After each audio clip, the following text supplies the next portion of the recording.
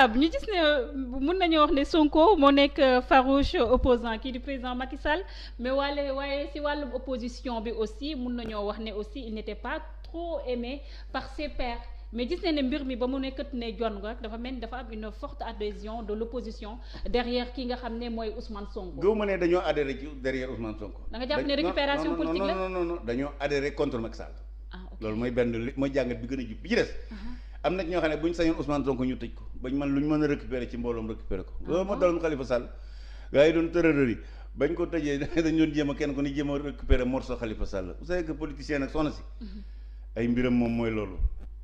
waaw maanaam cooli du ñu weesoog moom tribunal dañ naan xulo pind gars yi duñ dugg ci biir. non vraiment man jàpp ma ne dañ koy bëgg nañ ko sax a jàppale. waaw Sénégal maintenant nag xam na loo xam ne mat na cee jàngat souvent xam nga jàpp naa ne li Adji Sarr jiiñ Ousmane Sonko naqari na ko. waaye nag bu ñu fàtte ne Ousmane Sonko politique am yëpp ay jiñaate la. rappelé wu bi mu fi ne député duñu fay impôt te dara du ci dëgg. ba yàgg mu dem ba yàgg bi mu demee ba xam ne dara du dëgg mu ne assemblée du reverser impôt mais loolu suñu yoon yow boo amee salaire ñu dagg impôt bi ki ko dagg te reverser ko moo am faute mais yow mi ñu dagg donc on peut dire si cette affaire c'est l'arroseur qui s'est fait mais bien arroser. sûr mu jiñ ne mu jël 150 députés mu ne da ngeen di sàcc alalu réew mi parce que impôt alalu réew mi la boo ko fayut da ngaa sàcc alalu réew mi moo tax gars yi di indi ñëw lu tax booba ñoom meruñu maanaam indi ñëwuñu ba mu ne député yi duñ fay impôt dañ koy sàcc te ba mu faloo député ak léegi kenn déggatul wax loolu arrêté la mu doon wax du dëgg bëgg démb dégg nañ ko fii mu ne 94 milliards Mamour Diallo daf ko détourné xam naa fi banque bi mu nekk ba tax mu porte plainte bi delloo nañ ko ne ko amuloo sañ-sañu porte plainte. mais ce dossier a été non moom xamoon na ne amul sañ-sañu déposer plainte ci 94 milliards yi. mais est-ce que wax jooju tegu na fenn aussi. on parle de deniers publics aussi. non xam nga soxna si. Sénégal République du Sénégal. ci yii ma lay limal la tënku la constitution les lois et les règlements mooy joxe ay sañ-sañ Sénégal gii nu nekk kenn rek moo fi am sañ-sañu topp nit ci détournement de deniers publics muy nam tudd l'agence judiciaire de l'État pas une personne privée Ousmane Sonko loolu mënu koo bañ a xam loolu ñu wax nii moom war na ko gën a xam kon ba muy porter plainte xamoon na ne plainte bi du mujj fenn booba da doon def politique maintenant grawul nee na moom am na preuve yi waaye na créé benn jury d'honneur na woo ñoom Alioune Tine ay forum civil jox leen preuve yi su boobaa Sénégal yi daañu mobiliser pour ñu dal ci kaw Mamour Diallo en réalité jamono jooju da doon yàq deru nit di politique ci duural waaye li mu doon wax xam ne amul parce que amul décaissement de 94 milliards Mamour Diallo jël ko c'est pas vrai du dëgg. amul kon encore une fois la mu doon def moo tax booy lu ñaan maanaam sànni wuy dem du dellu si dayu bay doy na ci sànni booy wax nit lu bon te mu di la ko fay waat boo koy wax na nga ko wax tuuti waaye stratégie bi yëpp mooy duural. sosal loolu moo ko di say xëy na tey jii lii ko dal tey bor bu ko yàlla fay la bor bu ko yàlla fay moo tax bu ko naqaree rek na mooy bu ëllëgee mu topp ci nit ñi di jiiñ député yi mu wax dañu sàcc impôt daawuñu fay impôt du dëgg ñu ngi ko doon fay ba mu nekkee député léegi kenn déggatul mu wax ko 94 milliards yi bu yoree prévu na ko génne su ko génne wut en réalité waxul woon dëgg dana wax lu ko neex. mais honorable parce que sànq yaa ngi ko junj say kaddu le président de la République discours à l'Assemblée nationale wala sax mun nañu wax ne ba mu jàkkaarloo à taskat yi xibaar yi. mu loon wax ne am na ñenn nit yoo xam ne buñ leen tëjee kaso dëkk bi yëngatu. ñu gis ne aussi wàllum problème Casamance bi fu mu toll nii mun nañu wax ne militaires yi ñu ngi def benn opération bu am solo par rapport ak base yu nekk foofu la ñu gis ne Ousmane Sonko aussi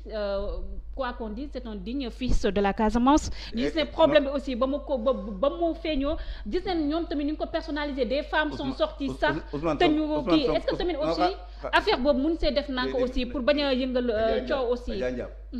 Ousmane Sonko c'est un digne fils du Sénégal c'est pas un digne fils de la Casamance. mais am na fu mu bokk aussi. bokk na Bawol aussi ndax yaayam Bawol la dëkk. mais il s'identifie aussi à la Casamance. d'accord c'est son problème c'est-à-dire que il peut faire le choix de tànn Casamance waaye ni mu dëkk Casamance la dëkk Bawol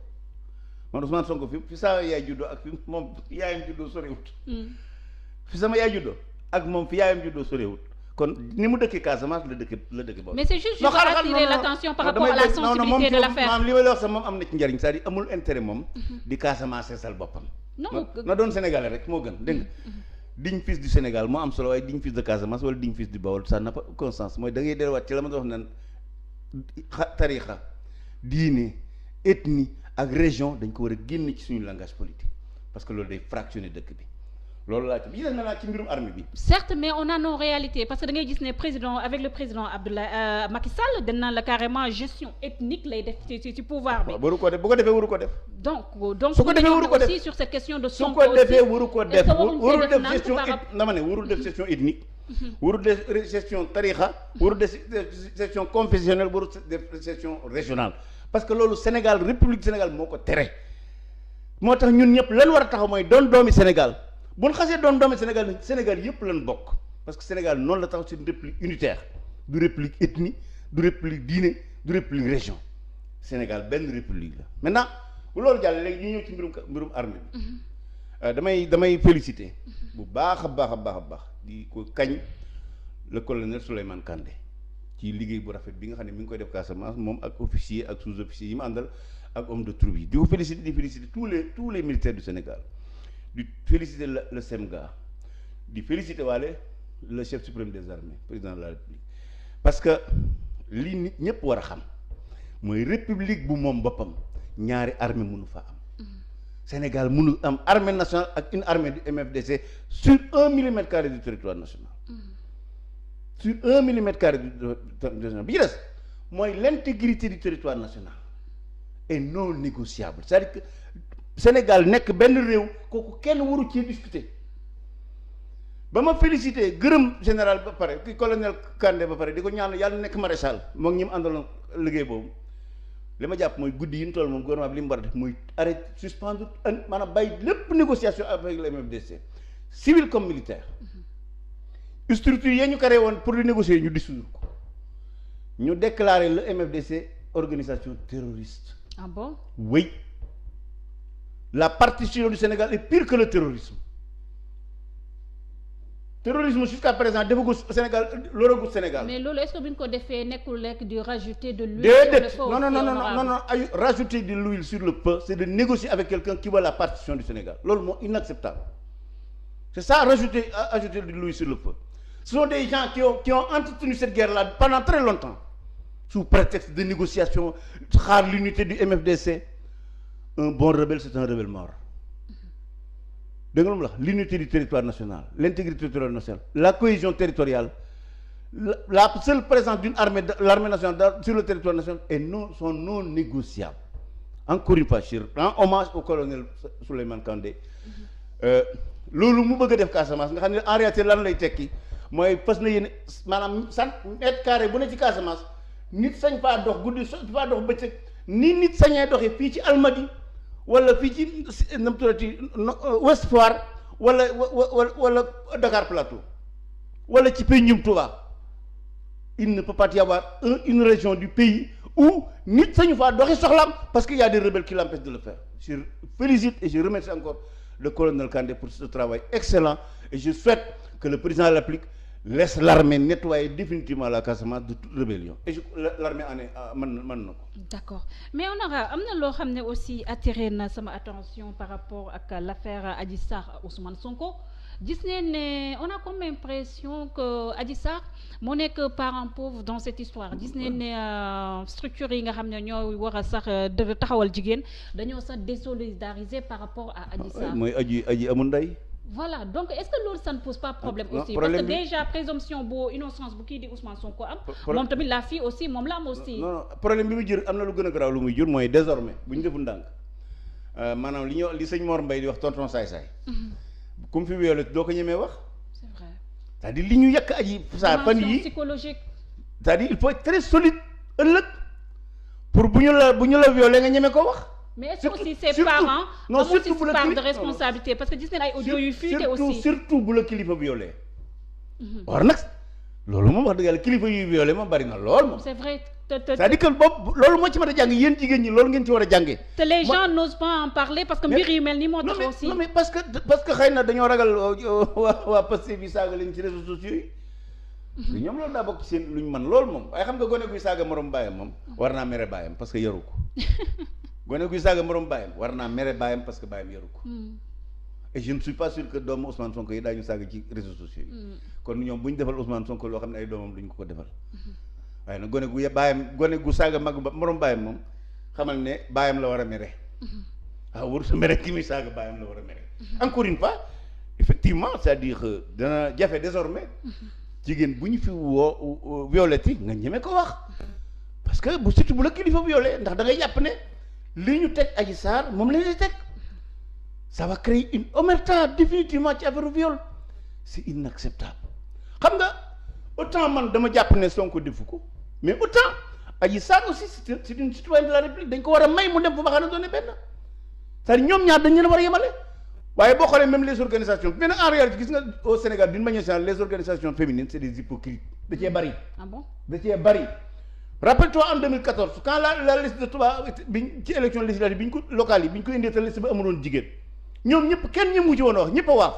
man kese maa ci yëkkati woon sama kàddu te loolu dégg naa ko. mais ce n'est que aussi le fait que xale bi depuis l'histoire kenn gisu ko kenn jéggu ko. mu mel ni mais nañ ko seeti. dafa enfoncé sous terre nañ ko seeti xam nañ man buñ ko seetee gis ko